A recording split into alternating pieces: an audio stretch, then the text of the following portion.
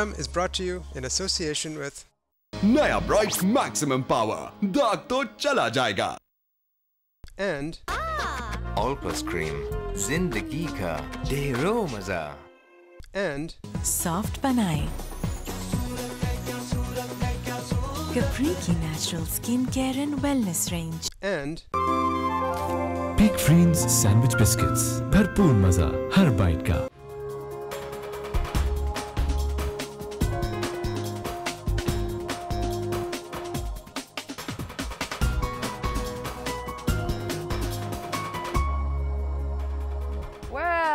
Welcome to the First Blast. I'm Amina, and guess what? We're talking about India and Pakistan, and we're talking about art in India and Pakistan today.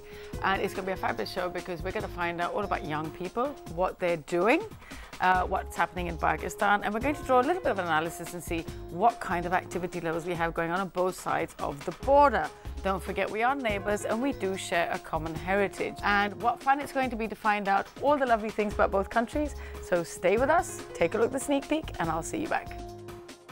I was famous for making cards for my parents for every occasion. Good art speaks to everyone. Yeah. Well, we're talking about Pakistan and India. I was attracted to these pieces. They spoke to me. I just want people to start thinking out of the box. I'm not an artist. I wouldn't even pretend to be. It's not a very easy profession to even go into. Figurative art is definitely not something that they like.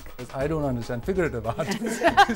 Figurative art is most in demand still in India. The acceptance of abstract art is coming about, but really, really slowly. What those guys were doing was really out of the box. So what were they doing? Very similar to what my work is like. Okay. But I do want people to start thinking for themselves instead of making pretty pictures. Watch me zoom through this. Their bag is gone. Ooh! I can't sleep after looking at my work. And enjoy. It's all about art.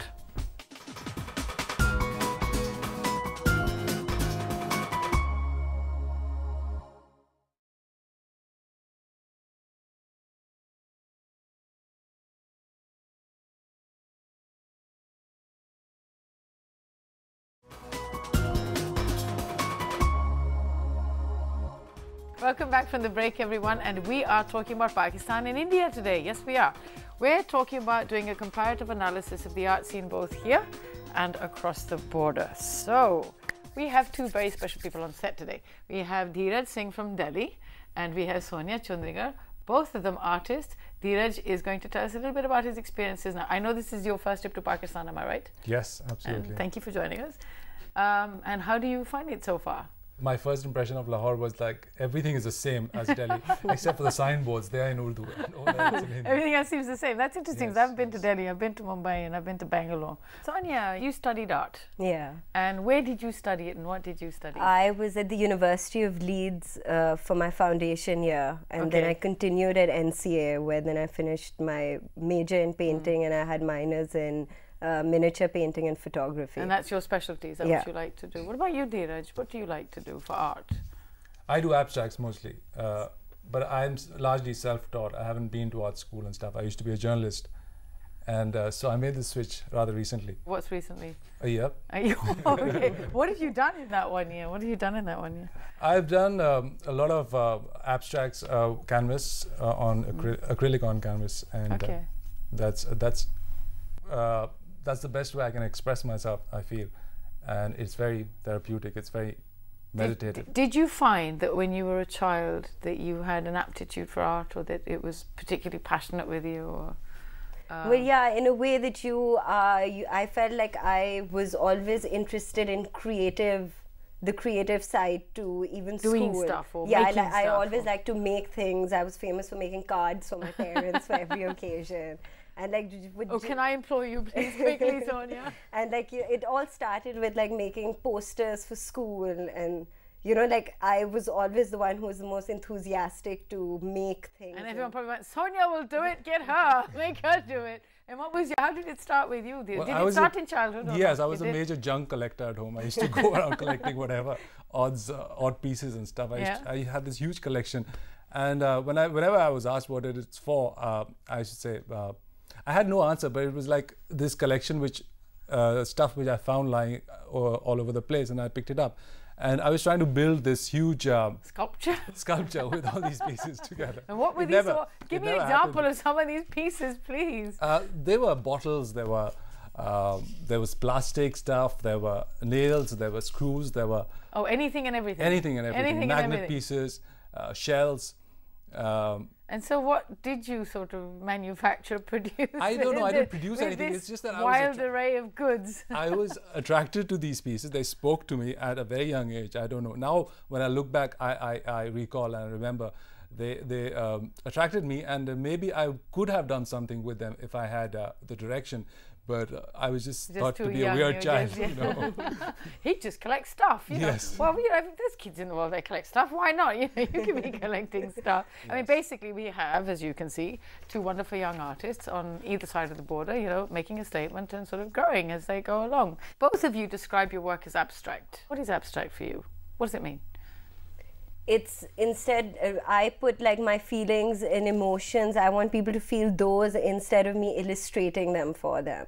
Okay. So I want people to think a little instead of me spelling it out for them. So what would be on a canvas? It could be anything. Well, but that like it depends. My work is very spontaneous, but yet I plan it a bit. Mm-hmm. So it just works along those lines. Like I'm trying to break the barrier of thinking very stereotypically about like your physical world and your psychological world. Okay. I'm working along the lines of the concept of immanent transcendence, which my last show was about. Okay. And I just want people to start thinking out of the box.